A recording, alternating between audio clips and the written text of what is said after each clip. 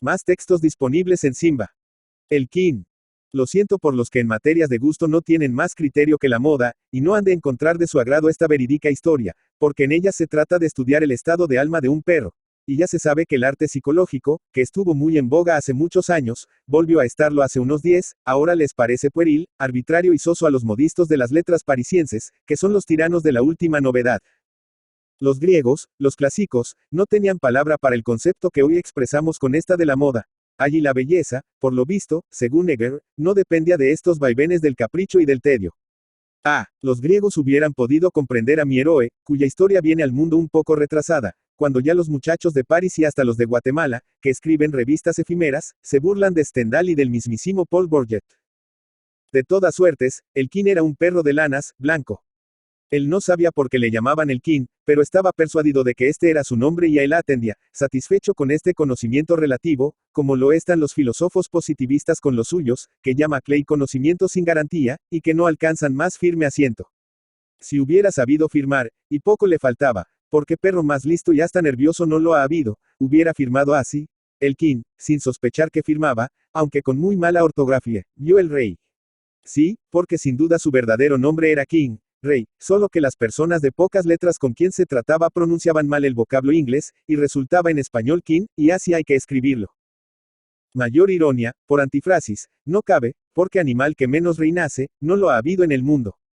Todos mandaban en él, perros y hombres, y hasta los gatos, porque le parece una preocupación de raza, indigna de un pensador, dejarse llevar del instinto de antipatia inveterado que hace enemigos de gatos y perros sin motivo racional ninguno. El King había nacido en muy buenos pañales. Era hijo de una perrita de lanas muy fina, propiedad de una señorita muy sensible y muy rica, que se pasaba el día comiendo bombones y leyendo novelas inglesas de Braddon, Oliphant y otras escritoras británicas. Nació el King, con otros 4 o 5 hermanos, en una cesta muy mona, que bien puede llamarse dorada cuna. A los pocos días, la muerte, más o menos violenta, de sus compañeros de cesta le dejó solo a sus anchas con su madre. La señorita de las novelas le cuidaba como a un príncipe heredero. Pero según crecía el King, y crecía muy deprisa, iba marchitando las ilusiones de su ama, que había soñado tener en él un perrito enano, una miniatura de lana como seda. La lana empezó a ser menos fina y rizosa. La piel era como raso, purísima, sonrosada. Pero el King daba cada estirón. Un perito declaró a la señorita fantástica que se trataba de un bastardo. Aquella perrita preciso es confesarlo. Había tenido algún desliz. Había allí contubernio. Por parte de padre el King era de sangre plebeya sin duda. De aquí se originó cierto despego de la sensible española, inglesa respecto del perro de sus ensueños. Sin embargo, se le atendía, se le trataba como a un infante, sino ya como a príncipe heredero. Al principio, por miedo que lo arrojara a la calle, a la vida de vagabundo, que le horrorizaba, porque es casi imposible para un perro, sin el pillaje y el escándalo. Al principio, digo, King procuró mantenerse en la gracia de su dueño haciendo olvidar el vicio grosero de su crecimiento aborrecido, a fuerza de ingenio. Y, valga la verdad, payasadas. Un escritor muy joven y de mucho talento, Mr. Pujo, en un libro reciente hace una observación muy atinada, que no me coge de nuevas, respecto de lo mucho que se engañan las personas mayores, de juicio, respecto del alcance intelectual de los niños. El niño, en general, es mucho más precoz de lo que se piensa. Yo de mí sé decir que, cuando contaba muy pocos años, me reía a solas de los señores que me negaban un buen sentido y un juicio que yo poseía hace mucho tiempo, para mis adentros. Pues esto que le suele pasar a los niños, le pasaba al King, que había llegado a entender perfectamente el lenguaje humano a su manera, aunque no distinguía las palabras de los gestos y actitudes porque en todo ello veía la expresión directa de ideas y sentimientos. El King no acababa de comprender por qué extrañaban los hombres que él fuera tan inteligente, y los encontraba ridículos cuando los veía tomar por habilidad suma el tenerse en 2 pies, el cargar con un bastón al hombro, hacer el ejercicio, saltar por un aro, contar los años de las personas con la pata, etcétera, etcétera. Todas estas nimiedades que le conservaban en el favor relativo de su ama, le parecían el indignas de sus altos pensares, cosa de comedia que le repugnaba. Si se le quería por payaso, no por haber nacido allí, en aquel palacio, poco agradecimiento debía a tal cariño. Además, delante de otros perros menos mimados, que no hacían títeres, le daba vergüenza aquel modo de ganar la vida bona. Él deseaba ser querido, halagado por el hombre, porque su naturaleza le pedía este cariño, esta alianza misteriosa, en que no median pactos explícitos, y en que, sin embargo, suele haber tanta fidelidad. A lo menos por parte del perro. Quiero amo, decía, pero que me quiera por perro, no por prodigio. Que me deje crecer cuanto sea natural que crezca, y que no me enseñe como un portento, poniéndome en ridículo. Y huyó, no sin esfuerzo, del palacio en que había visto la luz primera. Pasaba junto a la puerta de un cuartel, y el soldado que estaba de centinela lo llamó, le arrojó un poco de queso y el king, que no había comido hacia 12 horas, porque todavía no sabía buscárselas, mordió el queso y atendió a las caricias del soldado. ¿Por qué ir más lejos? Él, amo si lo quería. La vida de Perdis le horrorizaba. Si le admitían, se quedaría allí. Y se quedó, oculto al regimiento, que a poco prohijo al animal, las habilidades que tenía. Pero dejó ver su nobleza, su lealtad. Y todo el cuartel estaba loco de contento con el king, cuyo nombre se supo porque lo llevaba grabado en el collar de cuero fino con que se había escapado. Desde el coronel al último recluta, todos se juzgaban dueños y amigos pro indiviso del noble animal. El king no ocultaba sus gracias, su gran ingenio, pero se esmeraba en las artes de la buena conducta. Era leal, discreto en el trato, varonil, hasta donde puede serlo un perro, en su fidelidad al regimiento no había nada de amanerado, de comedia. Era el encanto y el orgullo del cuartel y a él no le iba mal del todo con aquella vida. Desde luego la prefería a la del palacio. A lo menos aquí no era un bufón, y podía crecer y engordar cuanto quisiera. Huía de que le cortaran la lana al ras del pellejo, porque no quería lucir la seda de color de rosa de su piel, no quería mostrar aquellas pruebas de su origen aristocrático. La lana larga le parecía mejor para su modestia, para su incógnito, la llevaba como una mujer honesta y hermosa lleva un hábito. Procuraba estar limpio, pero nada más. Trabó algunas amistades por aquellos barrios y le presentaron sus compañeros en el oficio de azotacalles a una eminencia que llamaba muchísimo la atención en Madrid por aquella época. Le presentaron al perro Paco. El king le saludó con mucha frialdad. Le caló enseguida. Era un poseur, un cómico, un bufón público. En el fondo era una medianía. Su talento, su instinto, que tanto admiraban los madrileños, eran vulgares. El perro Paco tenía la poca dignidad de hacer valer aquellas habilidades que otros canes ocultaban por pudor, por dignidad, por no merecer la aclamación humillante de los hombres, que se asombraban de que un perro tuviera sentido común. Entre los perros, Paco llegó pronto a desacreditarse. Los más grandes de su especie, o lo que fuese, le despreciaban en medio de sus triunfos populares. Prostituye el honor de la raza. Todo su arte era una supercheria. Todo lo hacía por la gloria. Llegó al histrionismo y al libertinaje asqueroso. Las vigilias de los colmados, sus hazañas de la plaza de toros las vituperaban los perros dignos, serios, valientes y las miraban como Agamemnon y Ajax, de Shakespeare, los chistes y agudezas satíricas de Tersites. El king era de los que le desdeñaba más y mejor, sin decírselo. El perro Paco cada vez que le encontraba se ponía colorado, como se ponen colorados los perros negros, es decir, por los ojos, y en su presencia afectaba naturalidad y finge estar cansado de aquella vida de parada, de exhibición y plataforma. Por no ver aquellas cosas, el king deseaba salir de la corte. Perro chistoso, pensaba el king, recordando a Pascal, mal carácter. Empezó, además, a encontrar poco digna de su pensamiento más hondo, la vida del cuartel. Algunos soldados eran groseros, abusaban de su docilidad. Y aquella fama de perro leal que tenía y tanto había cundido, acabó por molestarle. Deseaba oscurecerse, irse a provincias. Peor con quién. Un comandante del regimiento que había declarado al king, si no hijo, perro adoptivo, tenía pendiente de resolución en las oficinas de clases pasivas la jubilación de un pariente cercano, y con el tal comandante solía nuestro héroe entrar en aquellas oficinas. Pero es claro que no pasaba de la portería, donde le toleraban. Y allí esperaba a que saliera su comandante para irse de paseo con él. Pues en aquella portería, donde el king llevaba grandes plantones, encontró la persona con quien pudo realizar su gran deseo de marcharse a provincias. Observaba el king que, después de mayor o menor lucha con los porteros, todos los que pretendían entrar a vérselas con los empleados, lo conseguían. Notó el perro que los más audaces, los más groseros en sus modales eran los que entraban más fácilmente, aunque no fueran personajes. Los tímidos sudaban humillación y vergüenza antes de vencer la resistencia de los cancerberos con galones. Y un joven delgado, de barba rala, de color cetrino, de traje no muy lucido, de ojos azules claros muy melancólicos, a pesar de no faltar ni un día solo a la portería defendida como una fortaleza, nunca podía pasar adelante. Y eso que, a juzgar por el gesto de ansiedad que ponía cada vez que le negaban el permiso de entrar donde tanto le importaba, aquella negativa debía de causarle angustias de muerte. El king, tendido en un felpudo, con el hocico entre las patas, seguía con interés y simpatía la pantomima cotidiana del portero y el joven cobarde. El cancerbero ministerial le leía en los ojos al misero provinciano, que lo era, y harto se le conocía en el acento, que venía sin más recomendaciones y sin más ánimos que otras veces, y en él desahogaba toda su soberbia y todo su despotismo vengándose de los desprecios de otros más valientes. En el rostro del joven se pintaba la angustia, la desesperación. Se leía un momento un relámpago de energía, que pasaba para dejar en tinieblas de debilidad y timidez aquella cara abandonada a la expresión de la tristeza abatida. Llegó a conocer el King que el portero todavía tenía en menos al tal muchacho que él mismo, con ser perro. Puede que primero le hubiera dejado pasar a él a preguntar por su expediente. El de los pantalones de color de canela, como el King llamaba para sus adentros al provinciano de barba rala, se sentaba en un banco de felpa y allí se estaba las horas muertas, como podía estar un saco, para los efectos del caso que le hacían. Por algunos pedazos de conversación que el King sorprendió, supo que aquel chico venía de una ciudad lejana a procurar poner en claro los servicios de su padre, difunto, a fin de obtener una corta pensión de viuda para su madre, pobre y enferma. No tenía padrinos, luego no tenía razón. Ni siquiera le permitían ponerse al habla con el alto empleado que se empeñaba en interpretar mal cierto decreto. Equivocación, o mala voluntad, de que nacían los apuros del pretendiente, llamémosle así. Pretendiente de justicia, el más desahuciado. A fuerza de verse muchas veces solos en la portería el King y Sindulfo, el nombre del tímido mancebo, con el compañerismo de su humildad, de aquel non plus ultra que los detenía en el umbral de la gracia burocrática, llegaron a tratarse y a estimarse.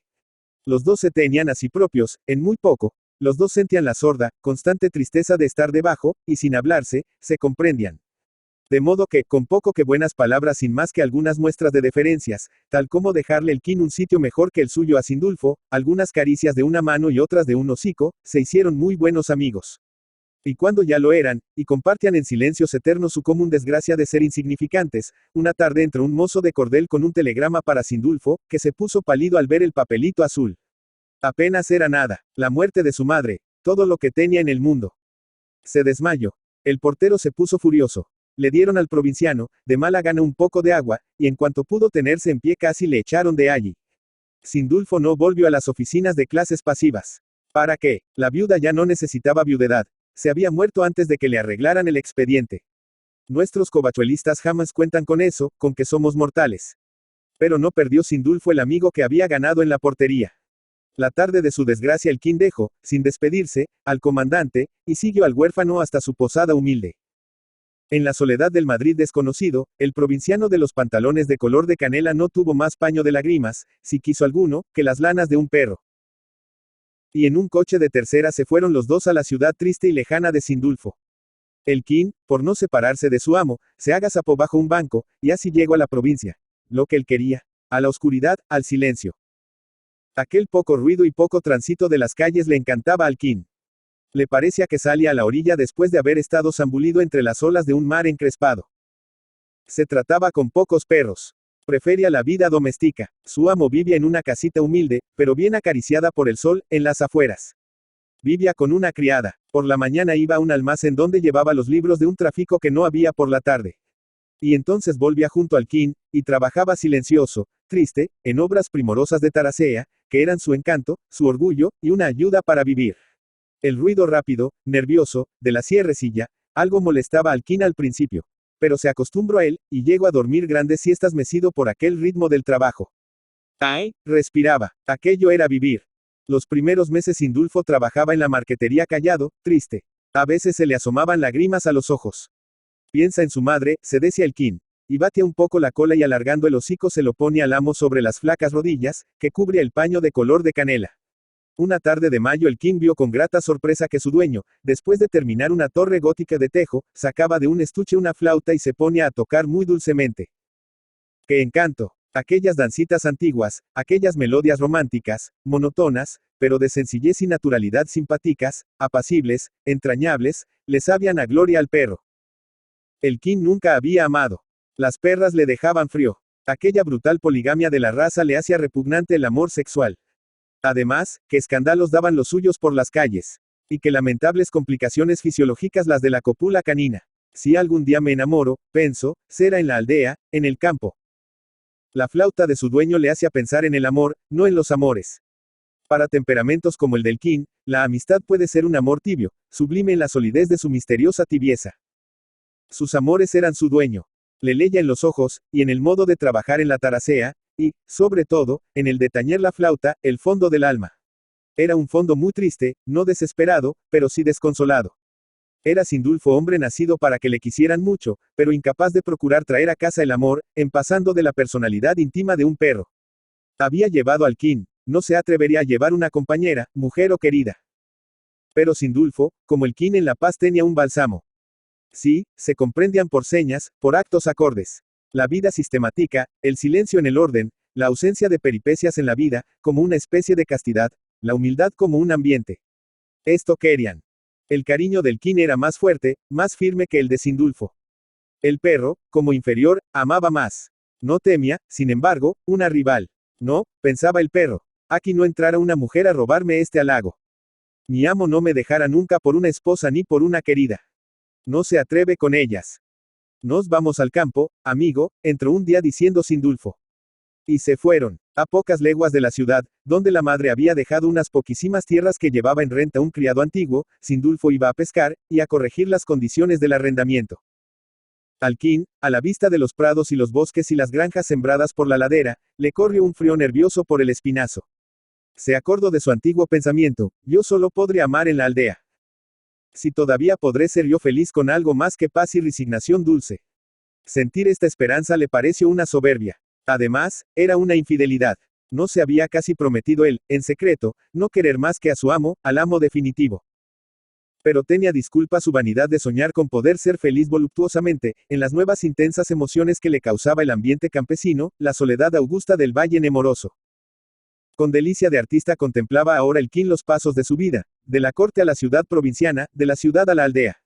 Y cada paso en el retiro le parecía un paso más cerca de su alma. Cuanta más soledad, más conciencia de sí. Cuando llegó la noche, los caseros le dejaron en la quintana, en la calle, delante de la casa. Oh memorables horas. Las aves del corral yacían recogidas en el gallinero, y a lo lejos se oían sus misteriosos murmullos del sueño perezoso. El ganado de cerda, en cubil de piedra, dormitaba soñando, con gruñidos voluptuosos. El aire movía suavemente, con platica de cita amorosa, las bíblicas y orientales hojas de la higuera. La luna corría entre nubes, y en toda la extensión del valle, hasta la colina de enfrente, resonaban como acompañamiento de la luz de plata, que cantaba la canción de la eterna poesía del milagro de la creación enigmática, resonaban los ladridos de los perros, esparcidos por las alquerías. Ladraban a la luna, como sacerdotes de un miedoso culto primitivo, o como poetas inconscientes, exasperados y tenaces en su ilusión mística. El King se sintió unido, con nuevos lazos, de iniciación pagana, a la madre naturaleza, al culto de Cibeles. Y a las pasiones de su raza. De los castaños de India se desprendía un perfume de simiente prolífica. Amor le parece un rito de una fe universal, común a todo lo vivo. De la próxima calleja, sumida en la obscuridad de los árboles que hacían bóveda, esperaba el King que surgiera la clave del enigma amoroso. El alma toda, con las voces de la noche de estio, le gritaba que por aquella obscuridad iba a presentarse el misterio, por allí debía de aparecer. La perra. Sintió ruido hacia la calleja. Surgieron dos bultos, eran dos mastines que le comían al King las sopas en la cabeza. El King ignoraba las costumbres de la aldea. No sabía que allí, los perros como los hombres, iban a rondar, a cortejar a las hembras. Aquellos dos mastines eran dos valientes de la parroquia que habían olido perro nuevo en Calcutu, y venían a ver si era perra. Olieron al King con cierta grosería aldeana, y, desengañados, con medianos modos le invitaron a seguirles. Iban a pelar la pava, o, como por aquella tierra se dice, a mozas, es decir, a perras. Oh desencanto. La perra, en el campo, como en la corte, como en la ciudad, vivía en la poligamia. El King, sin embargo, no resistió a la tentación, y más por la ira del desengaño, que por la seducción de la noche de fluvios lascivos, siguió a los mastines. Como tantos poetas de alma virginal, tras la muerte helada del primer amor puro, se arrojan a morder furiosos la carne de la orgia. El King, rolla paso aquella noche al sereno. Siguió a los mastines por la calleja obscura, sin saber a punto fijo a dónde le llevaban, aturdido, lleno de remordimientos y repugnancia antes del pecado. Le zumbaban los oídos, pero iba, era la inercia del mal, de la herencia de 1000 generaciones de perros lascivos. Desembocaron en los prados anchos, iluminados por la luna, cubiertos por una neblina, recuerdo del diluvio según Chateaubriand, la cual, como una laguna de plata, inundaba el valle. Era sábado. Los mozos de todas las parroquias del valle cortejaban en las misteriosas obscuridades poéticas de las dos colinas que al norte y al sur limitaban el horizonte, junto a las alquerías escondidas en la espesura de castaños y robledales. El ishushu prehistórico del aldeano celta resonaba en las entrañas de las laderas y bajo las bóvedas de los bosques, mezclándose con el canto del grillo, la wagneriana exclamación estridente de la cigarra y el ladrido de los perros lejanos. Jamás es la prosa del vicio grosero tan aborrecible como cuando tiene por escenario la poesía de la naturaleza. En aquel valle, de silencio solemne, que hacían resaltar los lamentos de los animales en vela, aquellos gritos como perdidos en la inmensa soledad callada de la tierra y el aire, en aquella extensión alumbrada con luz elegíaca por la eterna romántica del cielo, cuanto hubiera deseado el Qin alguna pasión casta, un amor puro. Pronto se enteró de lo que ocurría. Se trataba de una perra nueva que había llegado aún de aquellas parroquias rurales por aquellos días. La escasez de perras en la aldea es uno de los males que más afligen a la raza canina del campo. Por una selección interesada, en las alquerías se proscribe el sexo débil para la guarda de los ganados y de las casas. Y al perro más valiente le cuesta una guerra de Troya el más pequeño favor amoroso, por la competencia segura de 100 rivales. Pero aquellos mastines hicieron comprender al Qin aquella noche, con datos de observación, que menos racionalmente obraban los hombres. Al fin, los perros se atacaban, se mordían para conquistar una hembra, o por lo menos alcanzar la prioridad de sus favores. Pero los mozos de la aldea, que gritaban y shushu. Y, como los perros, atravesaban los prados a la luz de la luna, y se escondían en las cañadas sombrías, y daban asaltos a los hórreos y paneras en mitad de la noche, porque se molían a palos y se daban de puñaladas con navajas barberas y disparaban ad vultuntum cachorrillos y revólveres. Por el amor de la guerra, porque, pacíficamente, hubieran podido repartirse las zagalas cazaderas, que abundan más que los zagales y no eran tan recatadas que no echaran la persona, galanteo redicho, conceptuoso, a lo Galen de Moreto, con 10 o 12 en una sola noche, a la puerta de casa, a la luz de las estrellas, como Margarita la de Fausto, menos poéticas, pero más provistas de armas defensivas de la virginidad putativa, gracias a los buenos puños. Sí, los hombres, como los perros, hacían del valle poético, en la noche del sábado, campo de batalla, disputándose en la soledad la presa del amor. La diferencia estaba en que las aventuras perrunas llegaban siempre al matrimonio consumado, aunque deleznable y en una repugnante poligamia, mientras los deslices graves eran menos frecuentes entre mozos y mozas. Al amanecer, jadeante, despeado, con una cuarta de lengua afuera, la lana mancillada por el lodo de 100 charcos, el Qin llegó a la puerta de la granja en que descansaba su amo, arrepentido de delitos que no había cometido, con la repugnancia y el dejo amargo de placeres furtivos que no había gustado. Traía la vergüenza de la bacanal y la orgia, sin la delicia material de sus voluptuosidades. La perra dichosa, tan disputada por 80 mastines aquella noche, había repartido sus favores a diestro y siniestro. Pero la timidez, la frialdad de Qin, no habían sido elemento a propósito para fijar un momento la atención de aquella mesalina de casa. Porque era de casa. En fin, nuestro héroe volvió a la puerta de su casa sin haber conocido perra aquella noche, y en cambio humillado por las patadas y someros mordiscos de otros perros, que le habían creído rival y le habían maltratado. Pero faltaba lo peor, Sindulfo, el dueño, más querido que todas las perras del mundo, había desaparecido. Se había ido de pesca antes de amanecer. El Qin no sabía a dónde. Esperó todo el día a la puerta de la granja, y el amo no pareció. Ni de noche vino. Al día siguiente supo Qin que un recado urgente de la ciudad la había hecho abandonar su proyectada estancia en el campo y volverse al almacén, donde era indispensable su presencia. Más supo el perro. El casero de Sindulfo, el aldeano que llevaba en arriendo sus 4 terrones, se había enamorado del buen carácter del animal, y había suplicado a Sindulfo que se lo dejara en la granja, ya que él no tenía perro por entonces. Y el Qin, en calidad de comodato, estaba en poder de aquellos campesinos. Toda la extensión del ancho valle le pareció un calabozo, una insoportable esclavitud. Él era humilde, obediente, resignado, pero aquella ingratitud del amo no podía sufrirla. ¿Cómo? El destino enemigo le castigaba tan rudamente al primer desliz. Solo por una tentativa, casi involuntaria, de crapula pasajera, le caía encima el tremendo azote de quedarse sin el amparo del único real cariño que tenía en el mundo. No pensaba el Qin que esta forma toman los más exquisitos favores de la gracia, que los deslices de los llamados a no tenerlos tienen pronta y aguda pena, para que el justo no se habitúe al extravio. Tomo vientos, y con la nariz abierta al fresco nordeste, como hubiera hecho Ariadna, a ser podenco, el Qin, huyendo de la alquería a buen trote, busco el camino de la ciudad y llego a su casa de las afueras en pocas horas. No le recibió de buen talante Sindulfo, aunque orgulloso del apego del perro a su persona y de la hazaña del viaje. Pero el Qin tuvo que volver a la aldea, porque la palabra es la palabra, y el préstamo del perro había de cumplirse. No se rebeló el humilde animal. Ante un mandato directo y terminante, ya no se atrevió a invocar los fueros de su libertad. El cariño le ataba a la obediencia. Aquel amo lo había escogido él entre todos. Era el amo absoluto. Lloró a su modo la ingratitud, y la pagó con la lealtad, viviendo entre aquellos groseros campesinos, que le trataban como a un villano mastín de los que daba la tierra. Al principio la vida de la aldea, con su prosa vil de corral, le repugnaba, Pero poco a poco empezó a sentir, como nueva cadena, la fuerza de la costumbre. Empezó a despreciarse a sí mismo al verse sumirse, sin gran repugnancia ya, en aquella existencia de vegetal semoviente. Y horror de los horrores. Empezó a perder la memoria de la vida pasada, y con ella su ideal, el cariño al amo. No fue que dejara de quererle, dejó de acordarse de él, de verle, de sentir lo que le quería. Velo sobre velo, en su cerebro fueron cayendo sendales de olvido, pero olvidaba. Las imágenes, las ideas. Desapareció la figura de Sindulfo, en concepto de amo, el de ciudad, el de aquellos tiempos.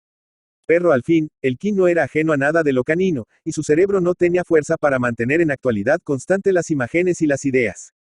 Pero le quedó el dolor de su desencanto, de lo que había perdido. Siguió padeciendo sin saber por qué. Le faltaba algo, y no sabía que era su amo. Sentía una decepción inmensa, radical, que entristece el mundo, y no sabía que era la de una ingratitud. ¿Quién sabe si muchas tristezas humanas, que no se explican, tendrán causas análogas? ¿Quién sabe si los poetas irremediablemente tristes, serán ángeles desterrados del cielo, y sin memoria? El King se amodorraba. Como no tenía el recurso de hacerse simbolista, ni de crear un sistema filosófico, ni una religión, se dejaba caer en la sensualidad desabrida como en un pozo. Escogía la forma más pasiva de la sensualidad, el sueño, siempre que le dejaban, estaba tendido, con la cabeza entre las patas. Y con la paciencia de Job, un Job sin teja, miraba las moscas y los gusanos que se emboscaban en sus lanas, sucias, largas, desaliñadas, lamentables. Y así pasó mucho tiempo. Era el perro más oso del valle. No vivía ni para afuera ni para adentro, ni para el mundo ni para sí. No hacía más que dormir y sentir un dolor raro.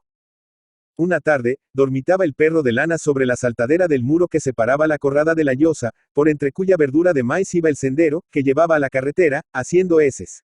Por allí se iba a la ciudad, y el King despertó mirando con ojos entreabiertos la estrecha cinta de la trocha, según instintiva costumbre, sin acordarse ya de que por allí había marchado el ingrato amigo.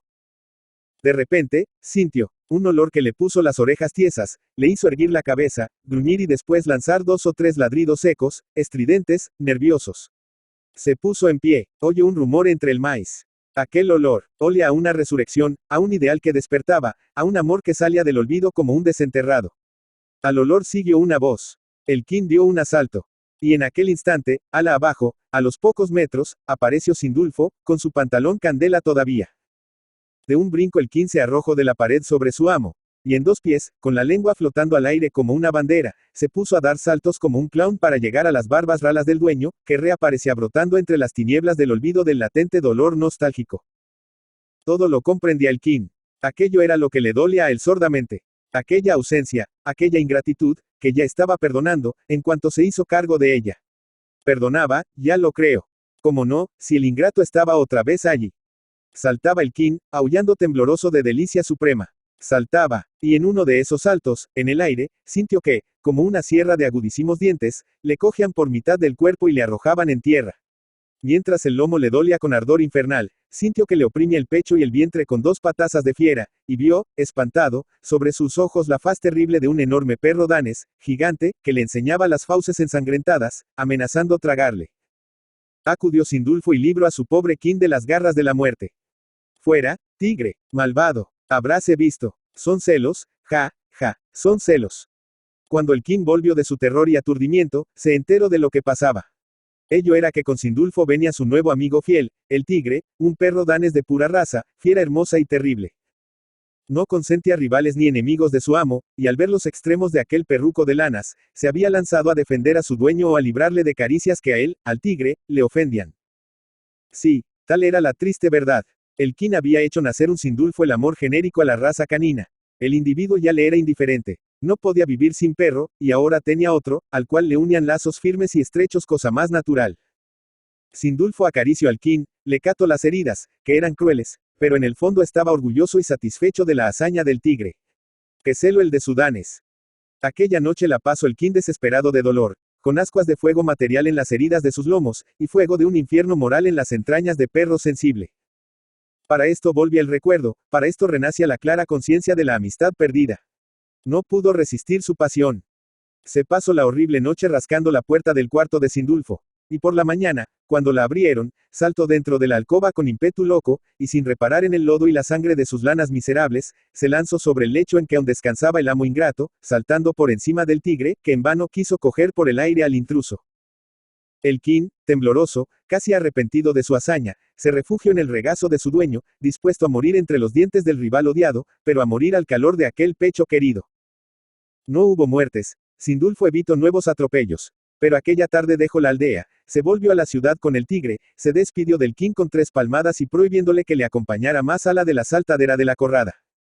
Y el King, herido, maltrecho, humillado, los vio partir, al amo y al perro favorito, por el sendero abajo, camino de la carretera, de la ciudad, del olvido. Era la hora del Ángeles. En una capilla que había al lado de la granja se juntaba la gente de la aldea a rezar el rosario. Iban los campesinos entrando en el templo, sin fijarse en el King y menos en sus penas. El perro de lanas, cuando perdió de vista al ingrato, dejó su atalaya, anduvo un rato aturdido, y al oír el rumor de la oración en la capilla, atravesó el umbral y se metió en el sagrado asilo. No entendía aquello, pero le olía a consuelo, a último refugio de espíritus buenos, doloridos. Mas cuando sentía estas vaguedades, sintió también una grandísima patada que uno de los fieles le aplicaba al cuarto trasero para arrojarlo del recinto. Es verdad, pensó, saliendo deprisa sin protestar. ¿Qué hago yo ahí? Lo que los perros en misa. Yo no tengo un alma inmortal. Yo no tengo nada. Y volvió a su atalaya, en adelante inútil, de la saltadera, sobre el muro que dominaba el sendero de la eterna ausencia. No pudiendo con el peso de sus dolores, se dejó caer, más muerto que echado. Oscurecía. El cielo plomizo parecía desgajarse sobre la tierra. Metió la cabeza entre las patas y cerró los ojos. Para él no había religión, para él no había habido amor. Había despreciado la vanidad, la ostentación. Se había refugiado en el afecto tibio, sublime en su opaca luz, de la amistad fiel. Y la amistad le vendía, le ultrajaba, le despreciaba. Y para colmo de injurias, volvería a la condición de su cerebro, de su alma perruna, a traerle el olvido rápido del ideal perdido. Y le quedaría el dolor sordo, intenso, sin conciencia de su causa. Pobre King. Como era un perro, no podían consolarse pensando que, con eso y con todo, a pesar de tanta desgracia, de tanta miseria, solo por haber sido humilde, leal, sincero, era más feliz que muchos reyes de los que más ruido han hecho en la tierra. Leopoldo Alas, Clarín. Leopoldo García, Alas y Ureña, Clarín, Zamora, 25 de abril de 1852, Oviedo, 13 de junio de 1901, fue un escritor español. En marzo de 1875, Antonio Sánchez Pérez, no se conoce su biografía, fundó un periódico con el nombre de El Solfeo.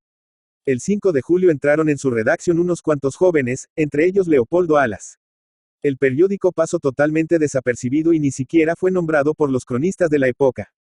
Su director quiso que sus colaboradores tomaran como seudónimo el nombre de un instrumento musical y así fue como Leopoldo eligió el Clarín, que a partir de ahí sería el alias con que firmaría todos sus artículos. La columna donde escribía tenía el título de Azotacalles de Madrid, apuntes en la pared. El 2 de octubre de 1875, el escritor firmó por primera vez como Clarín, inaugurando el espacio con el verso que el lector puede ver a continuación. De esta forma Leopoldo Alas entró en la vida literaria de la época y desde su columna empezó a lanzar duras críticas llenas de ironía contra la clase política de la Restauración. Durante los ratos libres que le dejara la cátedra de la universidad, Clarín escribía artículos para los periódicos El Globo, La Ilustración y Madrid Cómico. Envía a los periódicos del Imparcial y Madrid Cómico sus paliques, satíricos y mordaces que le proporcionaran algunos enemigos adicionales. En 1881 se publicó el libro Solos de Clarín, que recogió los artículos de crítica literaria. El prólogo es de Echegaray. Ese mismo año, en el mes de octubre publicó en la Ilustración gallega y asturiana el artículo, La Universidad de Oviedo, en el que hace un elogio al claustro restaurado y formado por los profesores Builla, Aramburu y Díaz Ordóñez, entre otros. A los 31 años de edad escribe Clarín su obra maestra La Regenta. En junio de 1885 salió a la calle el segundo volumen de esta composición del arte literario. En 1886 se edita su primer libro de cuentos con el título de Pipa. En 1889 termina un ensayo biográfico sobre Galdós, dentro de una serie titulada Celebridades Españolas Contemporáneas. A finales de junio de 1891, el editor Fernando Fe saca a la luz la segunda novela larga de Clarín, Su único hijo. En 1892 Clarín pasa por una crisis de personalidad y religiosa en que, según sus palabras, trata de encontrar a su yo y a Dios. Poco después dejó reflejar dicha crisis en su cuento Cambio de Luz, cuyo protagonista Jorge Arial representa al autor y sus preocupaciones, sus dudas religiosas y su escepticismo filosófico. Clarín define a este personaje como místico vergonzante. En esta época también colabora con la revista Los Madriles.